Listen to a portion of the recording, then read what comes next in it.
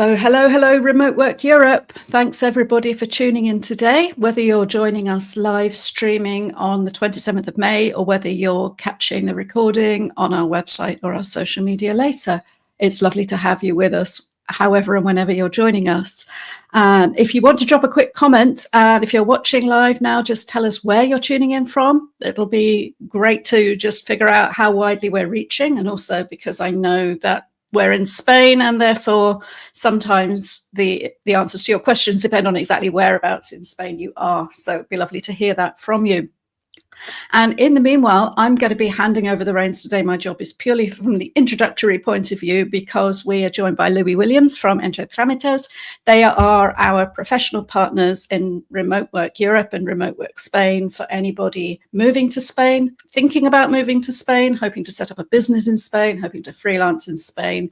They cover all the different services you might need in an integrated fashion, where they have a number of different experts and services that they can supply you with, whether it's doing your taxes, and we'll have a quick reminder about that later in the broadcast, I think, but because deadlines are approaching, Valencia, Madrid, it's great to have you all with us. Thanks, everyone. And I'm going to hand over to Louis. Take it away.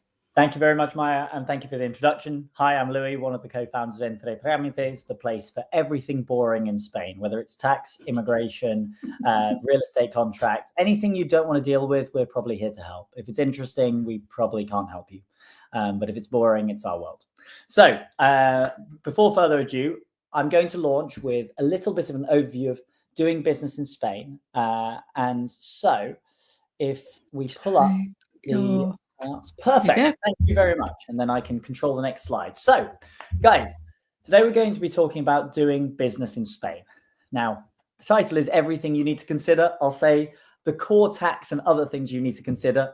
I'm sure there's different nuances on your special business, which I'm not going to be able to help you with at this very moment. But the hope is we get a good review of how you can set yourself up, what the pros and cons are of the different structures, whether that's autonomo or limited company, or potentially operating through cooperatives. And without further ado, let's start. So, what legal structure can you use to start your business? The first and most common structure which people use is the simple self-employed autonomo. Now, this is can be used as a contractor. This can be used if you do independent freelance work. Let's say you're a wedding photographer. This can be used if you have an e-commerce shop. Lots of different activities can be operated through your self-employed status. What's the main reason why people use it? One, it's a lot lighter in terms of paperwork, right? If you have self-employed autonomo, you can register, and then if it isn't working, your business hasn't worked out, you can deregister a couple of months later. If you're self-employed and then move to employment, it's easy to move in and out of this system. Now, we'll go through the pros and cons of autonomo versus self-employed, but this is very commonly used if you're a freelancer, if you're an independent professional operating, such as, let's say, doing design consulting as an architect for a UK or US firm where you are contracting for your services, where you're a quasi-employee, but in reality, you're operating as a full-time contractor. And then there are also people who set this up because they're opening a cafe, they're opening any of these light touch businesses. Now, on the other side, you've got, I call SME PYME. This is actually Sociedad Limitada, limited companies. What's the critical area here? There are some tax differences, and I will go into more detail. But the critical part is, with a limited company, you have limited liability. This means that your personal assets can be shielded from being pursued. So if you are in some form of higher risk profession, let's say you are needing to employ people and you might have the need to cover any labor costs, any form of potential there's a chance the business might go bankrupt because you sign a long rental lease, anything like this. These sorts of things are quite often good to do within a limited company, because then you can shield your personal home and everything else. The other critical reason is to do with access to financing. Why? Well, since, depending the country, 1800s, 1700s, and everything else, slavery has been banned, right? So you can't sell part of yourself. If you're self-employed, the only way to raise capital into yourself would be either taking personal debt on. You cannot sell an equity stake, raise money from outside investors. Therefore, it's very simple. as a limited company, it gives you access to capital, the ability to raise capital from third-party investors and grow. And this is critically important for certain types of startups, limited companies, where you know you're going to need to raise outside capital. So if you know you're going to need to raise outside capital and you're not going to be able to do it from your own cash, you definitely need to go into a limited company. If you're worried about limited liability, limited company all the way. Now, I know lots of you have probably come here thinking about tax, but I want to start with the core reasons outside of tax where it's a kind of no-brainer you should go in this direction. Now, let's go through a quick rundown between the two. Self-employment. You're a self-employed worker. You can conduct an independent economic activity for profit. That means you work in your own name, in your own book. You have unlimited liability. Your personal assets are liable for debts from your economic activity. Now, if you're a freelancer doing consulting for a limited company outside, if you're not, let's say, a journalist, potentially liable for libel and libel suits and everything else, something Maya is very aware of, where you might consider having a limited liability structure, either with an SL in Spain or maybe or in Estonia, a limited company in the UK. The critical part here is, if you're just doing freelance services in a low-risk profession, could be easier. It's lower cost and faster. You can register as a self-employed in just 24 hours, basically. Now, in practice, the Spanish government could take a week. It slightly depends on their manual processing on the other side, but it can often be processed in 24 hours, 48 hours. On the other side, you've got the limited companies. They require at least one, when it says partner, this is to do with one shareholder, but you can be yourself as the sole shareholder or have other investors and other partners. So partner, slight miswording, English, Spanish translation here. But basically you can be one shareholder or you could have 100. So this can be very useful if you're looking to collaborate or start a business with 2 or 3 other people. That's very hard to do in the form of self-employment. So often if you want to start a business with 2 or 3 others, let's say you wanted to create a videography studio that maybe you didn't have a physical location initially, but you were collaborating together with 2, 3 people, you would need a limited company, which you would each individually own your part. Now, a limited company, you can set up with just €1 down to a new regulation. However, I do not recommend this. I recommend putting the €3,000 capital down because otherwise you can incur additional notary fees. Why? Because technically the €1 of capitalization of a business is €3,000 minus €2,999, which you're still personally liable for. And when the first €2,999 enters into the business, that must be retained. And then you need to re-register it in front of the notary, which adds unnecessary additional administrative costs. The other reason is very simple. If you're looking to launch a business, which a limited company and a good operating business where you need a limited structure, if you don't have €3,000 to put down to start that business, reconsider what you're doing. Consider being self-employed initially, consider doing something else, because if you don't have that level of capital for starting up a business, quite often, particularly with startups, initial starting businesses, you lose money initially. Or if you're working for free for the business, you might make a tiny bit of cash, be just about break even. But if you can't put €3,000 of capital, reconsider your decision. Second part, limited liability. The process takes between 10 to 30 days, from completion. It's quicker if you use a system called CIRCE, which is what we do for almost all limited companies we set up, unless they are subsidiaries of overseas companies.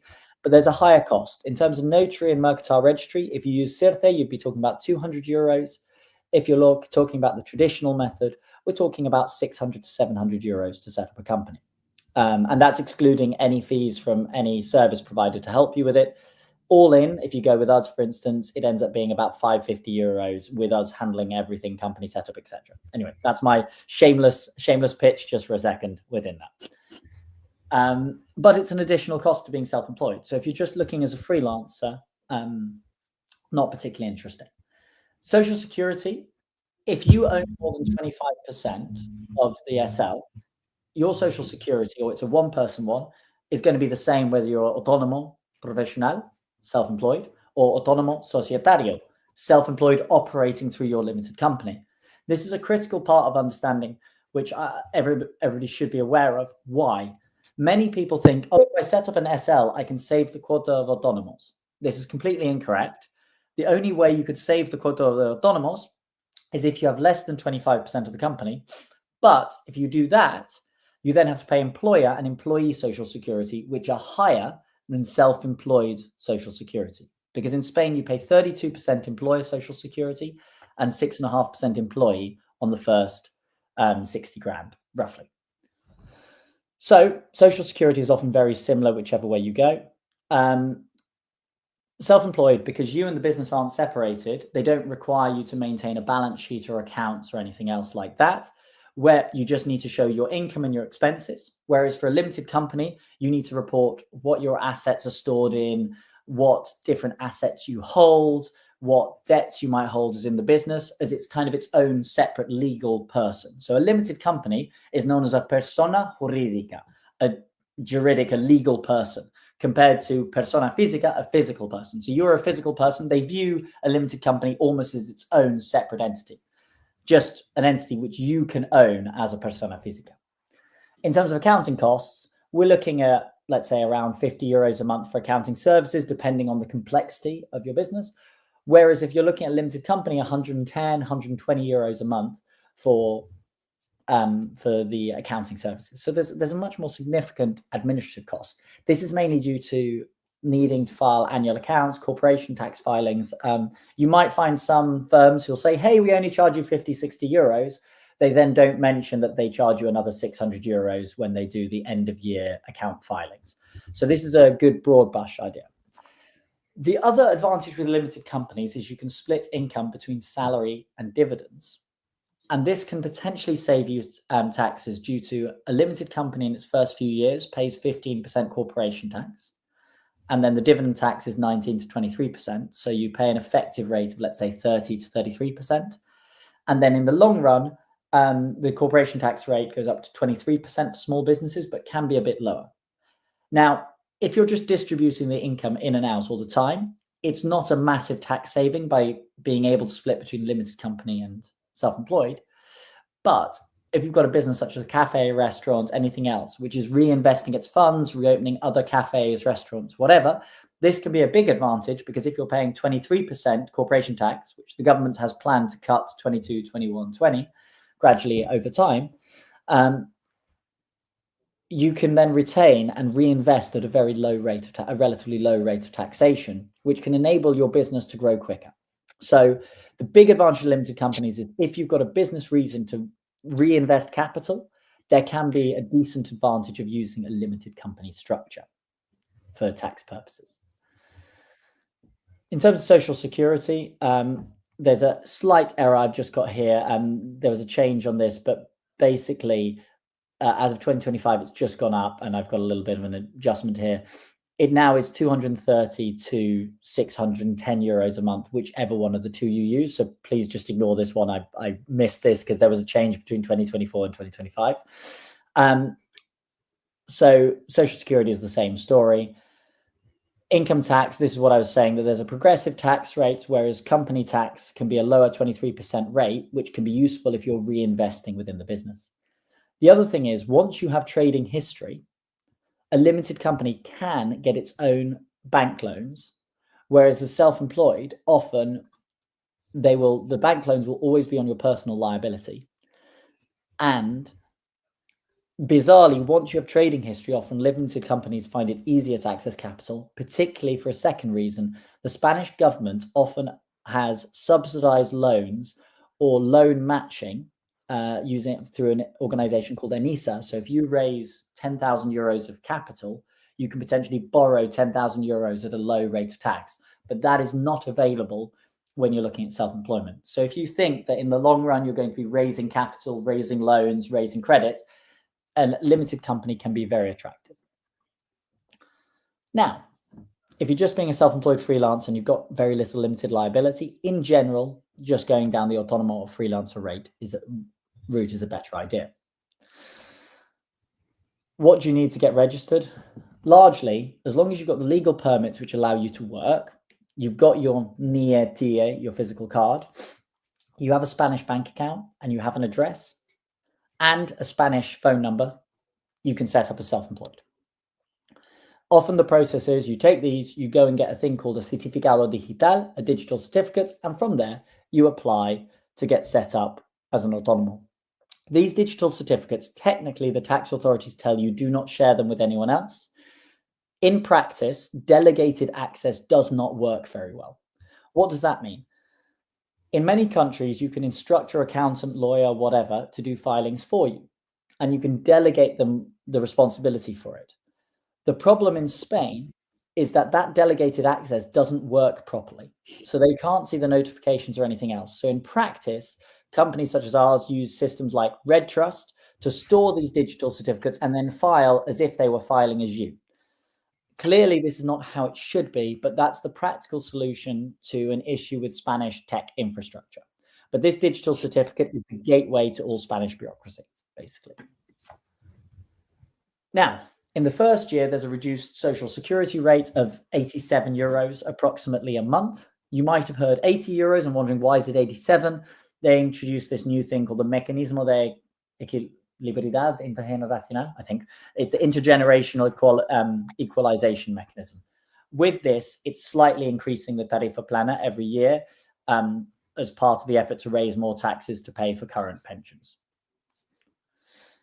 Now, the restrictions on this is you must not have been self-employed in the last 2 years, or if you've had tarifa plena before, you must not have been self-employed in the last 3 years.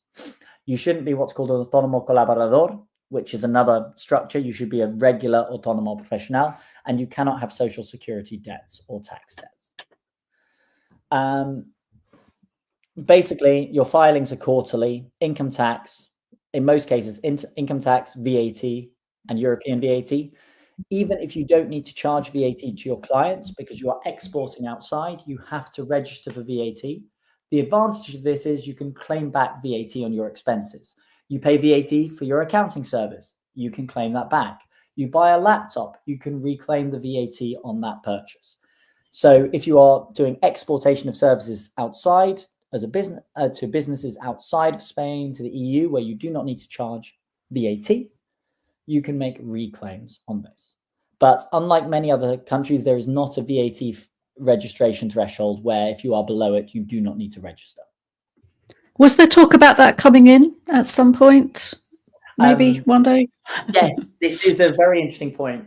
So this is particularly interesting for, let's say, people who might be wedding photographers, people who've got direct operations geographically in Spain or selling to consumers.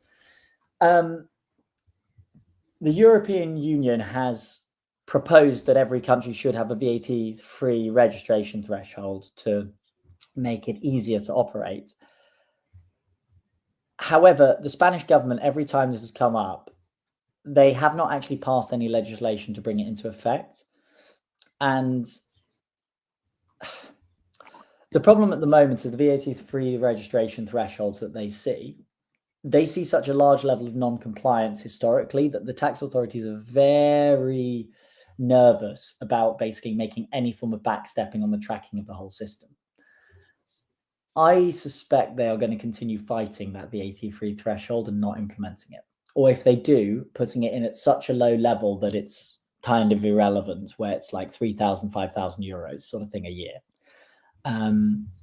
Now, we'll see how it plays out, but one thing which is very important that everybody reading this understands, and everyone across remote work Europe, if we've got people logging in for Spain, is most European countries do not comply with all European regulations. So the common trend is there's massive violation of European law so in general, the rule is the Nordics, the UK historically, Ireland, and the Netherlands broadly followed large tracts of EU law. Beyond that, France, Germany, Italy, Spain, Portugal, all the Eastern Bloc largely ignore, they pick and choose what laws they apply and not. So what you see is, even if you see an EU statute and you think that that should be implemented and has been passed, many EU countries do not abide by it, because if they do not find it politically convenient, and that's another thing which is a complex thing actually for people looking in here to understand. If you come from Northern Europe, the UK, if you come from the US, if you come from Canada, you'll be used to the concept of grey area, black and white. Black, it's illegal. White, it's legal. Grey area, it's not clearly defined by any legislation. In Spain, black, it's illegal and enforced. White, it's legal. Grey, it's illegal but not enforced. So what you that's one of the trickiest things and this is not just Spain, this is in France, this is in Italy, this is in Germany. There's lots of things where the statute, because they pass legislation for almost everything, and this is where we get really tricky scenarios. One of the classic examples is falso autónomo. Technically, under the fake autonomo legislation, and this is something which for everybody listening in is probably very relevant, people get concerned about, hang on a second, I only have one client, they are outside of Spain, I'm the one person working from Spain, and I have a freelance contract with a Danish, let's say, software company. Am I under falso autónomo? Well, technically, yes. But in practice, they do not enforce it on overseas companies unless you are co-located with like 6, 7, 8 other people working from the same location where your company overseas has rented an office. So this fake freelancer legislation in practice is completely disapplied, to the degree that for the digital nomad visa, they request people to have a fake autonomo contract in order to get approved for the visa. So you have the Labour Office saying this is illegal, and then the immigration authorities saying we need this illegal structure in order that you can work here. So, and this is the tricky thing when you're trying to understand what is allowed, what is not allowed. As a general rule, it's usually allowed if it doesn't have a financial consequence negatively for the Spanish state. Even if it's illegal, they kind of let this slide. If otherwise, and this is where you get into the very weird thing, gifts, technically every gift should be recorded, and in the statute of gift tax, it's got a weird little clause which gives a potential exclusion as long as it's seen as culturally normal, which isn't clearly defined because of the way in which the legal system works. This is where it's useful to get a little bit of an understanding and potential advice here, and that's why services such as us are often needed within that. But one thing, if you are listening in and you've been worried about falso autónomo, you've heard about this, do not panic. If your employer is overseas, you're a contractor, you are almost certainly fine in almost every scenario, unless they're co-locating you with 6, 7 other workers working from an office in Spain, all as self-employed. If you are the one person working remotely from here, Spain, I would not worry. Which gets us on to VAT. If you are exporting, consulting, business services for a business outside of the EU or a business purpose outside of the EU, you pay no VAT. You charge no VAT to your client. If they're within the EU, as long as they have a European VAT number and you then apply for a European VAT number yourself, you charge no VAT. This is what we call 0% rated or completely exempt. That has a nice thing because not only do you charge nothing, you also claim back VAT. So let's say you buy a laptop for 1,210 euros, 210 euros is VAT. And so you can reclaim that 210 euros from the Spanish state. Whereas, let's say you're a teacher, a language teacher, so you are in an exempt profile by being education. You do not need to charge VAT to any clients in Spain, outside of Spain, doesn't matter. But as you are partially exempt, you cannot reclaim VAT on your expenses. So you buy a laptop for 1,210 euros, you cannot reclaim that 210 euros. So that's the critical difference between VAT exempt activities and VATable activities.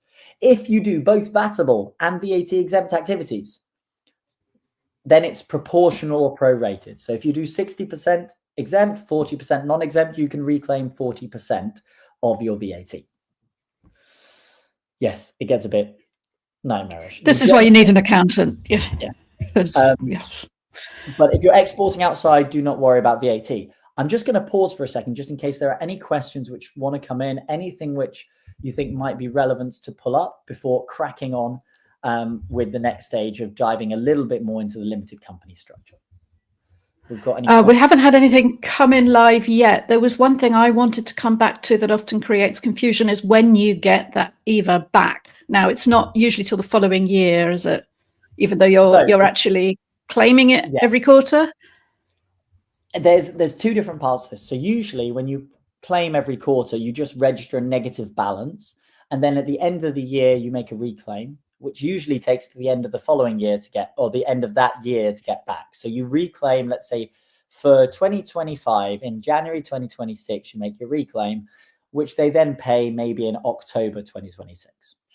The Spanish authorities are not very quick at getting back. Now, if you have a business which is export focused, you can register for monthly VAT returns. So let's say you are exporting, this is an unusual one, but let's say you're exporting pottery to other parts of the EU and you're buying from providers in Spain and then selling onto the rest of the EU. You're, of course, spending VAT in Spain on all those products and then exporting immediately to clients in Germany, wherever, where you cannot reclaim that VAT. You cannot reclaim where you are not charging Spanish VAT. You'd be charging the local VAT under the one-stop shop or exporting for to businesses, which is VAT exempt. When you do that, you then have a reclaim for all that. So there's a special scheme for exporters which you can register where you file VAT monthly and then they pay you back within about 4 or 5 months. So it's a much quicker turnaround, still not as good as other jurisdictions, but there is lots of export financing and other tricks to work around. So if you really do have massive VAT reclaims because you're a type of business, there is a special regime for this. But for simple freelancers and everything else, that is not worth your hassle. Just wait for the cash to land. Okay, that's a good answer. We've got a couple of questions. Sarah asked if we could pop back to the previous slide briefly. So that was the accounting and tax obligations for self-employed. I mean, if you've got any doubts about this at all, then I would say definitely just schedule a quick chat with somebody from Louis' team. We'll make sure that the link's on the screen on a regular basis through this broadcast, but they would talk you through it. And it is that time of year when we're all having to do those returns. So question about VAT clients outside the EU. Okay, so if you are not charging VAT because your clients are outside the EU, but you have to pay it to a freelancer in Spain, can you reclaim that VAT that you pay for the freelancer? This is an interesting question. Yes, you can reclaim the VAT you pay to the freelancer. And there's a second thing you should be aware of. If you have a freelancer charging you for a service as a business-to-business service in Spain, let's say they invoice you 100 euros of service. They then charge you 21 euros of VAT. And then they do a thing called income tax withholding of 15 euros. So you actually end up paying them 106 euros, even though it should be 100 euros plus 121 euros. Why? Because you are responsible for paying their income tax or their income tax installment on their behalf. So that 15 euros, which you saved on paying them, you have to pay an income tax to the Spanish authorities. And then the 21 euros you do need to, the 21 euros that you paid to them, they then pay to the Spanish authorities. But that 21 euros you can then reclaim from the Spanish authorities.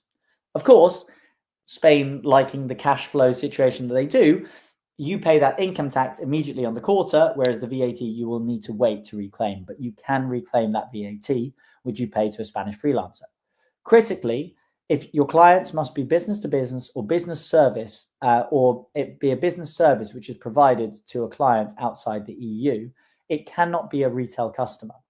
For instance, if you do live coaching, for instance, for a client who's a private individual in, let's say, the US, you actually have to charge VAT because it's not a business-to-business service. If instead you do business consulting or business planning for a management executive for his limited company, that is a business-to-business service. So there's an important thing on classification when you're exporting to make sure that your service is VAT exempt. The classic example I give on this is when we do immigration services for individuals outside of Spain, we have to charge VAT because it is deemed as being supplied where we are physically based, not where the client or customer is when it's a consumer export. I know that's an extension from your question there, but it was one thing which was triggered by that question from Ingrid. So you can reclaim the VAT. Remember, there should be some income tax withhold, which you pay on their behalf, but the VAT will take a little while to be repaid. Okay, no, that's great. And we've got one more question on self-employed. There is no age limit to get Tarifa Plena, but there is the possibility of having Tarifa Plena extended for a second year for everybody and a third year if you are below 35 and female and below 30 and male. If somebody wants to explain how that gets past discrimination legislation and is okay, please let me know. But I have no idea how some of these things get constructed. On the age limits to get the tarifa plena, you basically have the following. If you are above those ages, you can pay 87 euros in the first year. And then if in that year and the following year, your income stays below minimum wage, you can claim tarifa plena. Now, for the second year. Now, this is a particularly tricky and weird situation. Why? Lots of people go, actually, for these first 12 months, I kept below tarifa plena, therefore I can claim, or the minimum wage, therefore I can claim the discounted social security for another year. But then in their second year, they end up making, let's say, 25,000 euros. Because their income goes up, the Spanish state then reclaims that that social security from you. And this is one thing to watch out for, because this has been a big area of misunderstanding in the tarifa plena, where people are like, I have the right to it, but actually you need to inform the Spanish government at the moment that if your income goes above minimum wage, because otherwise they will retrospectively charge you for the full year. That could hurt. Okay, no, it's good to clear that up. And yes, I'm a bit baffled about the age and gender thing, but let's not even go there. Just quickly back to that before we move on. It's just one clarification, because it is really complicated, that business product. If they're a company or it's a business service or business provision, there's another clause where VAT would not be charged. So I'm going to take a step back. I'm going to go back to my other slide for 1 second. And I always call this the yoga example. There was a change to EU regulation at the beginning of this year. So VAT is regulated by an EU statute, which is in force in all the EU countries. This is actually one of the only things which pretty much every EU country complies with. Spain has a partially non-compliant weird bit, but it's not relevant for this and for most cases. If you, let's say you are a yoga teacher, if you do a one-on-one class live, let's say I'm in Spain and let's say Maya is in New Zealand. I do the yoga class, Maya is in New Zealand, doesn't matter. It's as if Maya got on a plane and had the yoga class with me. I have to charge Spanish VAT. I record a video, which Maya then buys, downloads online, a downloadable thing of a yoga class. This is viewed the same as if a DVD had been shipped to New Zealand and imported. That means that it must pay New Zealand sales tax. Now, the interesting thing for this is for digital products, for instance, particularly if you're selling into the US and other jurisdictions, there will be no Spanish VAT, but there would be the sales tax of that country. However, many countries have a exempt threshold, which you can skate under. Or the reality is lots of e-commerce companies operate technically out without registering when they should have registered in these other jurisdictions. Because if you have 2 sales in Kazakhstan, do you really want to register in Kazakhstan for sales tax? So those are 2 scenarios. The third one is, let's say you do a yoga class of creating training materials as yoga teaching for a yoga studio in New York, which is creating a whole range of content. You do class design. That's considered business-to-business consulting, exempt, business-to-business provision. The fourth option, and this is a new one which was previously treated the same as the one-on-one yoga class, is I do a yoga class, Maya logs in, and also 19, let's say the rest of you are all listening in and watching, and you are all paying for having the experience of a live yoga class, right? This live yoga class is a group session. As a group session or event, they've changed the tax treatment. They now say that actually the tax treatment of that is the same as if you guys downloaded that video, even though it's live, because it's not personalized to every one of you, but it's done to the group. It's deemed you're getting a standardized product as if you downloaded it. So even though it's a live event, so live virtual events have now changed their tax treatment. Previously, it was taxed as if it was in Spain. Now it's taxed as if it was in the destination.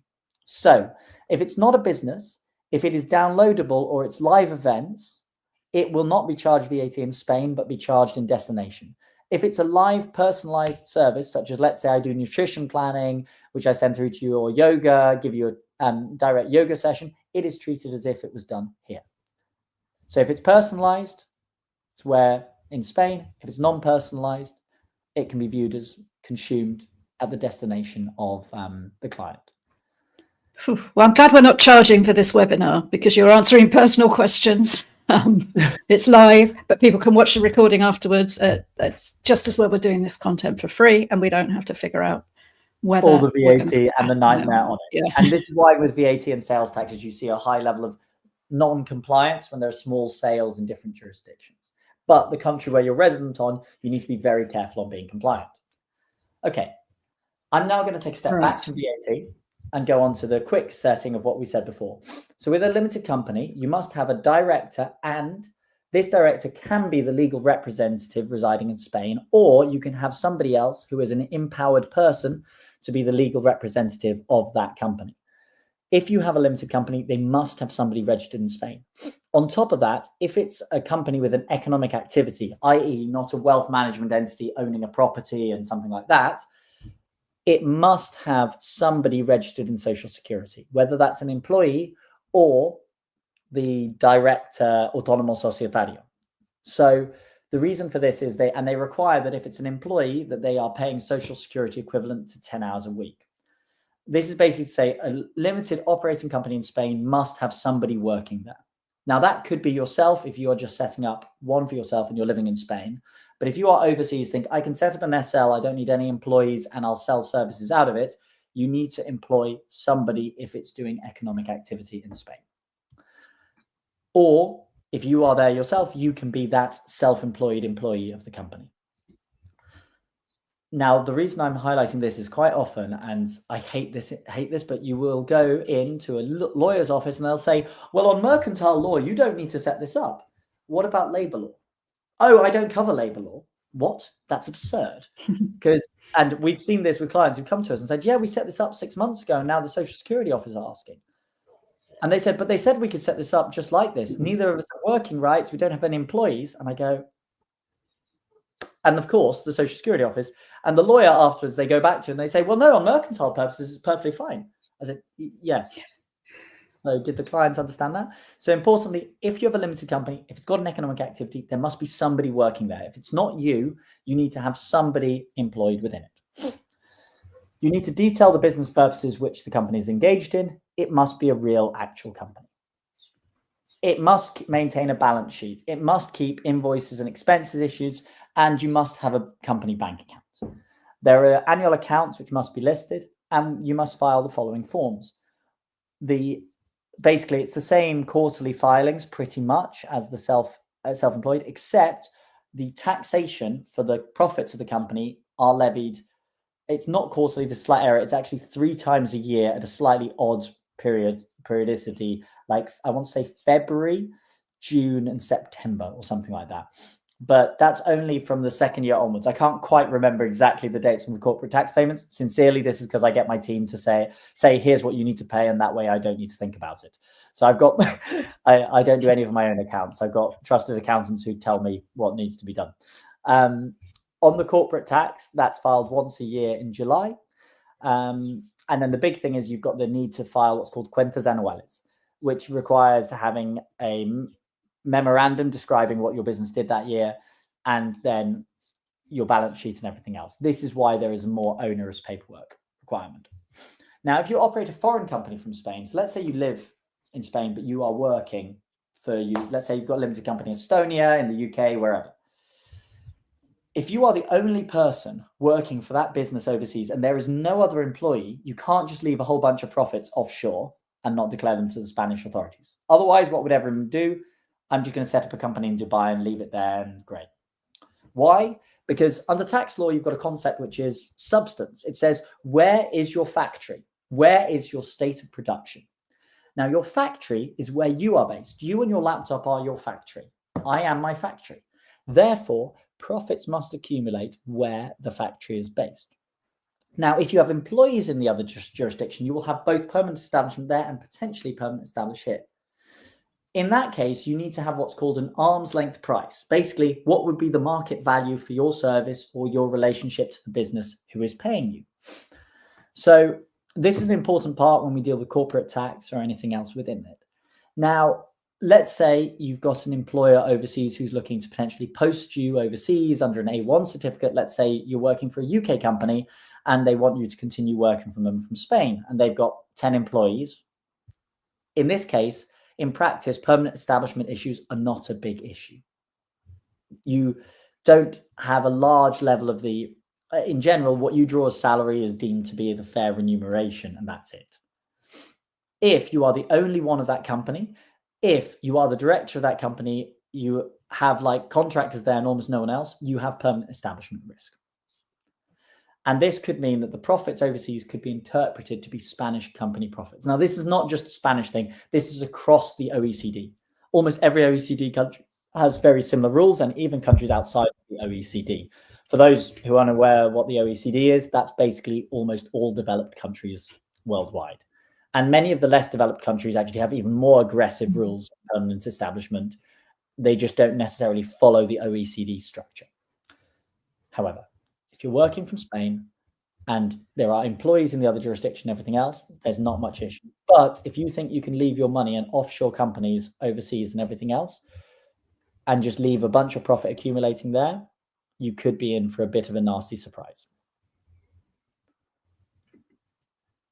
And I mentioned that because that's a classic thing, which you'll get people who will missell you this. The amount of, particular one to watch out for on this one, LLCs in the US.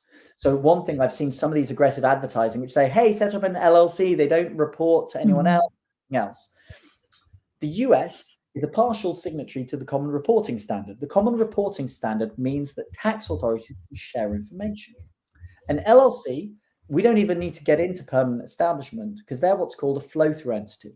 A flow-through entity means every profit they make is deemed to be the profit of whoever is the owner of it as self-employed. And you sign an affidavit to the US government saying you are filing taxes in your country of residence. So people thought, I'll just leave an LLC there. I'll invoice lots of money there. I won't need to declare it anywhere because Wyoming won't tell anybody. What you don't realize is you're signing a promise to the US government, which they can go back to. And what the US government has started doing is in asking just very simply for the overseas tax return for all these companies who've been saying they've been filing overseas, which guess what? People have not been doing. Now, you have the Common Reporting Standard, you have this. Then the US government says, fine, we'll reinterpret what this business is as a closed company, which then means they levy corporation tax, their dividend withholding tax at 30%. So you end up paying about 45, 50% on everything you've made through an LLC, plus retrospective interest and potential fines if the US government finds that you have not been declaring taxes in your country of residence. So the reason I'm giving this warning, particularly on LLCs, is because I have heard so many people come to me and I've seen so many of these targeted ads, which are horrendous, misselling what an LLC is. Okay. So if anybody comes to you saying, hey, LLC, you're going to save, you don't need to file anywhere, it's a lie. They're good for commercial reasons for selling into the US market. They are not a tax saving strategy. And please, please, please, please, please, if somebody tries to sell you something which sounds too good to be true, it's too good to be true. Okay. They do try to post in remote work Spain. We've had those firms trying to sell this, and yeah, we just, because I know you've advised on this before, so we just block them. So that flow through and closed companies, is that the same as transparent and opaque entities? Or am I off at a tangent there? Transparent and opaque is a slightly different part of it. That's with information sharing, but it's a similar concept. Effectively, you've got closed companies where it can be deemed that their profits are yours, but they still have a separate legal entity. Therefore, you then have flow through where it flows through. So there is never a permanent establishment. It always flows through to your owner. So you can't ever leave that profit untaxed. But the permanent establishment is more of an argument saying, well, I do have a real business there. I might have a shop there. I have employees. Okay, there's a real establishment. The transparent and opaque is to do with basically more to do with information sharing, which is required and shared by the jurisdiction. What you find is lots of these countries have CRS. They don't automatically push the information to the tax authorities, but the Spanish authorities can ask for it and it would be shared. What's increasingly happening is you're seeing coordination where the countries share this information without request.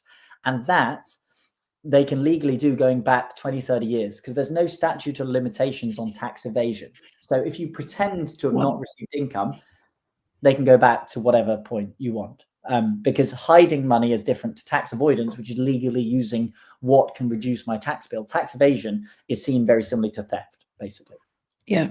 And they will, I suppose the general sort of simple answer to this is they will find out. Assume they'll find eventually out in the future, because governments are getting tighter and everything's got a digital fingerprint now. I'll be intrigued to see how they do that with cryptocurrency and other transactions, particularly cold wallet and everything which is stored off exchanges. But theoretically, every blockchain transaction has a record of where it was transacted between. That doesn't say who owned it, but at least. So I don't know whether they're going to be able to start going into that. That's an area where I'm not sure physically how the tax authorities will investigate. But if we assume that unlimited limitations, then, you know, if they figure it out in 50 years, they can go back. Maybe they'll come for you. Yeah, exactly. That's a cheery thought. But yeah, assume it's better to be transparent. Please try and play by the rules, basically. Yeah. If you want tax structuring because you've got a really successful business and things are going, there are options with employing people and everything else. And I would recommend booking in for a consultation if you get into that. Let's go on the other end of the spectrum. You're starting up, you're not sure if it will work and everything else. One solution people use because they're not sure of registering as autonomous because they've got partial work, it occasionally comes in, is registering in work cooperatives. Basically, how do these work? They employ you temporarily for 15 days, pay you a pay slip, because you are able to invoice one of your clients from one of them. The advantage is you don't need to set up to the self-employment and the tarifa plena and use up your tarifa plena allowance, but you might be able to do a few initial invoices when you're starting to work. These can also be useful if you're in employment and you've got the odd side gig using worker cooperatives. The disadvantage, 32% social security on the employer, 6.5% social security on the employee and some of their fees on it, and then income tax regularly. But if you're just getting the occasional invoice and you're just starting off, workers' cooperatives can be useful. Now, some of them have been investigated and shut down. The fraud which they were referring to was basically where you would issue an invoice, they'd only register you as a one-day pay slip, and therefore, even though it was 2 months of work, which you were invoicing for, that you only paid the social security, which was capped basically for 1 day. Those who have not been doing that aggressive strategy are being maintained. But basically, imagine half of your income will go with the taxes that they apply, but it enables you, if you are just kicking off and need to send a couple of invoices initially before registering as an autonomous to operate. Now, these are some of the deductible expenses. The big rule, except for the deductibility of interest, which is an interesting thing called the interest tax shield. Pretty much all other expenses are deductible in the same way. As a rule of thumb, if you went into a bar and you said, I am deducting these expenses through my business, and the person who's never worked in self-employment or never done this goes to you, hang on a second, isn't that just one of your day-to-day living expenses? That expense is probably not admissible. Anything which is true business expenses is approved. I would say the Spanish tax authorities are actually strict, but remarkably fair in this element. They say, as long as you show me the paperwork and it's a true business expense, we'll accept it. And we've seen this on audits, that the most common the reasons people get rejected is big thing to avoid, your personal car. Please, please, please, please, please do not put your personal car as a business expense when purchased. You can push through mileage, you can push through everything else, but do not try and reclaim VAT on your personal car. You will get that blocked, basically. Unless it's a dedicated vehicle only used for your business activity, do not try and push a car purchase through it. The reason I say that is lots of forecourts will try and say, hey, just reclaim the VAT and everything else. Very dangerous. But other regular business expenses are all deductible. I'm going to leave the interest tax shield aside. That's an important thing if you guys are looking at setting up restaurants or anything else where there is a higher capital need and you're setting up a limited company, and that's company structuring. But because of the time we have, I'm going to jump over that. Largely, the big thing was what I was mentioning, the part of the 23% corporation tax for small businesses gradually falling.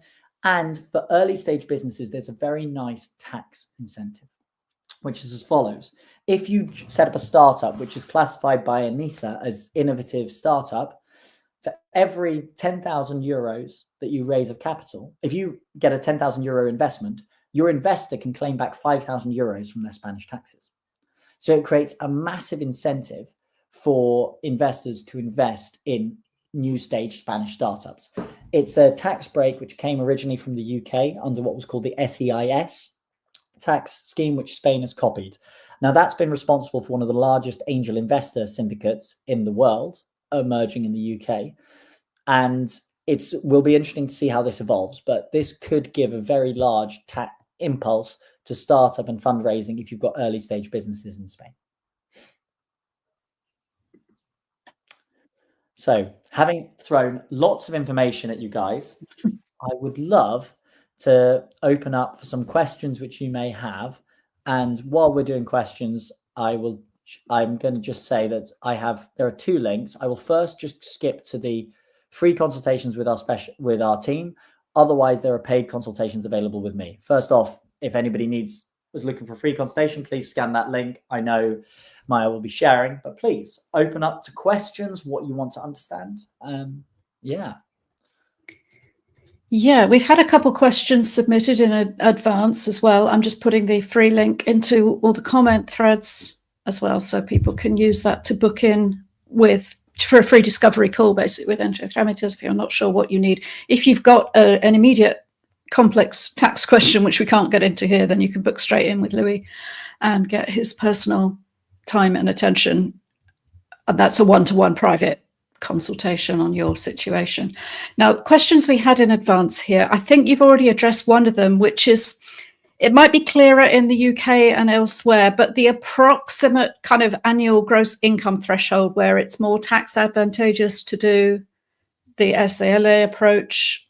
You mentioned about 60 grand. So, but yes. Your sound's yes, apologies. So 60,000 euros upwards is where it starts having a bit of a tax advantage with a limited company. However, it's not that significant until you get it around 80, 100K upwards. So although that's the, let's say, bordering moment, I don't tend to advise people to jump into it unless they are thinking they're more significantly above that due to the higher administrative costs. The only exception is when they're looking at companies which want to reinvest in their growth, such as cafes, restaurants, where you might be opening up different sites, videography studios, etc. These businesses where there's real capital investment within themselves. Beyond that, there is, so unless you're looking at capital, I would recommend, although 60K is the break-even point, I'd say 80 to 100K upwards is where it gets really interesting. And you can also start as self-employed initially and then move across if your business really starts growing. Okay. Yeah, so that would be my. There have been some. I know there have been some issues with people being told that they shouldn't do a limited company because they are effectively a solopreneur freelancer and that they don't require that structure. Yeah, basically, there's a 75%, 25% rule. Which basically says that if you are a sole professional company, again, we get into the black, white, and grey of Spain. This is where, let's say, the black applies, which is if you have 100K of profit before paying yourself, you need to draw 75K as salary. Then the 25K you can take as dividends, corporation tax, and everything else, if this is what's called a professional services company. This is yourself. This was an anti-avoidance rule they had to make sure that people didn't aggressively minimize their taxes using a limited company. The other option is also splitting income between you and your partner. If your partner's a lower earner, you can potentially both register under the same structure. This 75% rule, they can technically say that, hang on, we think it's more than 75% because we see no other substance. We think all of this should have been taxed. That is the gray zone where pretty much that is never enforced. But there's 75%. If you go below 75%, this is where you expose yourself to the risk of them saying you should have paid this all as salary. And that's part of the reason why we say until you get to 80, 100K, it's really not worth it. The other one to watch out for, which I've heard a lot, and this is one of the problems we've had to unwind for people. People are like, it's fine. I took a very small salary and then I kept on taking out loans from my business. Because with the loan, I don't need to pay dividend tax. And then I pay a small interest back into the business. This is a real issue because guess what? If you distribute to yourself, let's say 200K of loans over 4 years, 50K a year you're thinking, I've got 50K gross. If that company then goes down, you might think, I can declare bankruptcy. but actually that company has an asset, which is the 200k loan to you personally. So if the company goes bankrupt, that loan is transferred to your creditors. So the businesses, then you owe a personal debt to the creditors of 200k. If you want to clear that debt because you've got that 200k accumulated profit or whatever, and you want to shut down the company, you then need to pay a dividend of that full 200k to cancel out that loan. And so one of the big misunderstandings is lots of people talk about tax saving, where what they're not talking about is tax saving. They're talking about tax deferral. And so lots of accountants will say, hey, I'm saving you money today. But actually, you've just created yourself a problem down the road. So if you get any suggestions, if anybody has heard this suggestion from their accountant, now it's fine if it's like 20k within that year as a brief balancing payment, which you're then sending back. But if they're saying to pay yourself, just keep borrowing money for 4 or 5 years, please run for the hills. That's a terrible piece of advice. The only time you can consider that being a reasonable piece of advice is maybe, let's say you need a deposit on a home. And so for that 1 year, you do a large withdrawal, but then with the idea that in the future, you would gradually repay that loan or treat it as dividends. But if it's a continual way as a replacement for salary, terrible idea. But unfortunately, very common. Yeah, I think it's this thing of people bringing in sort of assumptions from where they had a country they had a business in before, and what might be allowed in terms of salary dividend split or directors' loans and so on. Spain is different, and it's Spain's rules that apply if you're here. And that structure is also used outside of Spain as a terrible idea. In general, it's a terrible idea which accountants have come up with. And you've got certain countries which have got punitive stuff to stop people getting into that mistake in the first place. But if anybody's doing that in any of their jurisdictions, please, please, please consider what happens when I shut this company down, because you might get a very nasty shock on that. Yeah. And just to touch briefly on the closing down of a company then, because we looked at the notary and share capital costs of setting up when you form a limited company. Obviously, there are costs involved with if you at some point in the future ultimately shutter it, and it's important for people to consider those before deciding to go down that route. Absolutely. I would budget in your head 1.5 to 2k for all costs, including account filing, everything else post shutting down, and notary and mercantile registry fees, so that you don't get a nasty surprise. So this is one of the problems in general. Lots of countries are focused on making it easier to set the company up, but then shutting it down. So one common thing which happens in Spain, one thing I recommend, if you do have a business and then you have an employment contract, which means that then you shut down your business for a while, just make it inactive initially. Do not shut it fully down until you know necessarily you're staying. Because if you think that in a year and a half's time, you might be reawakening that business, it's much better to just keep it there, inactive, and then reactivate it. Yeah, that makes a lot of sense. And it's worth saying as well that even if it's more cost effective on the admin front to do a business in the UK or Estonia or so on, if you go through a liquidation process, it's probably going to be similar costs wherever you do it. There are legal notice processes. Voluntary liquidation is expensive. There's a cheaper way to get fully struck enough in the UK, but it will be a little bit cheaper, but it's not. In general, shutting down is less easy than people think. Yeah.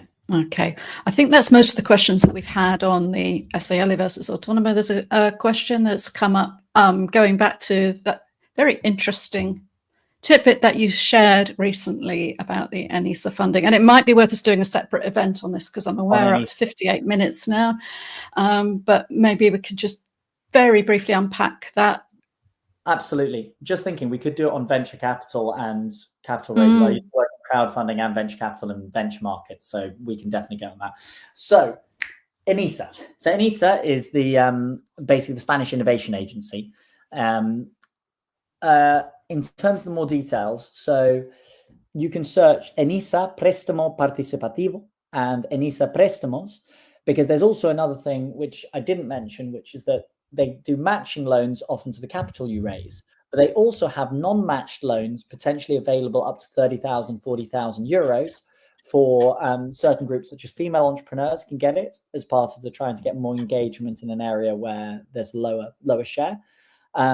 And they also, when you get this ENISA stamp, ENISA Innovador or Empresa Emergente, like the starting business, it can also give you access to certain forms of grant funding.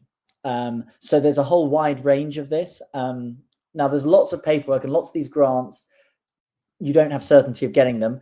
The sort of thing where you apply and 100 applicants come in and maybe 15 get it through a lottery system. So one of the things to be very careful with in Spain is you will see this happening all the time, and you will get governments now saying, here's 300 euros for this, 500 euros for this, 200 euros for this, 1,000 euros for this, but they only put enough budget out where it would cover 5% or 3% of the autonomous limited companies.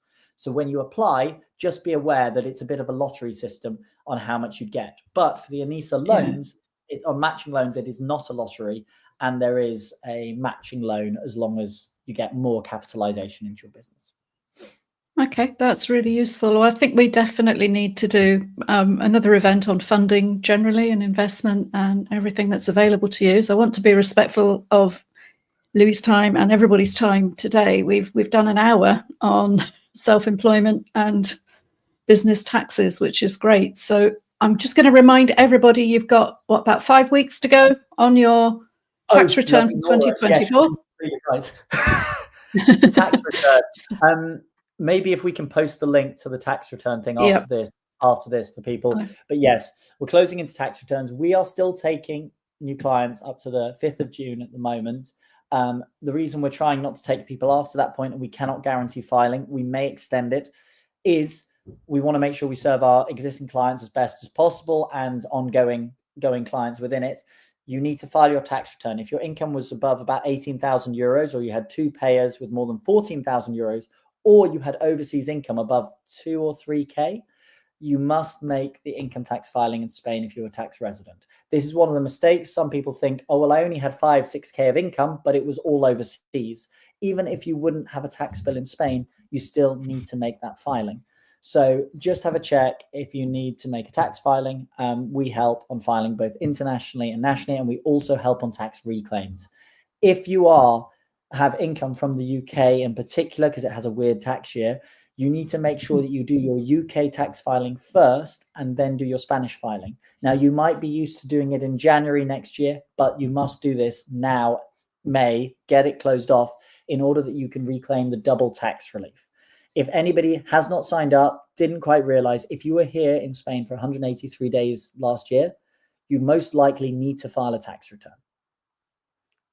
Yep. So your link to do that, to contract Entre Trámites ahead of their cutoff point, because obviously working with all the existing clients already with that deadline to hit. So that link is in your comments now, and it's a straightforward fixed price depending on the complexity of your situation. And for me, the real upside for doing it this way, and I have done it with other providers over my time in Spain, is the digital first approach. It's just so much easier to simply upload your documents and hand it over, rather than certain accountants I've worked with in the past who would ask you to drop in bits of paper and do all sorts of excruciating things and piles of receipts. So if you like doing things in a remote digital first way, then the reason we recommend Entre Trámites is that I work with them personally.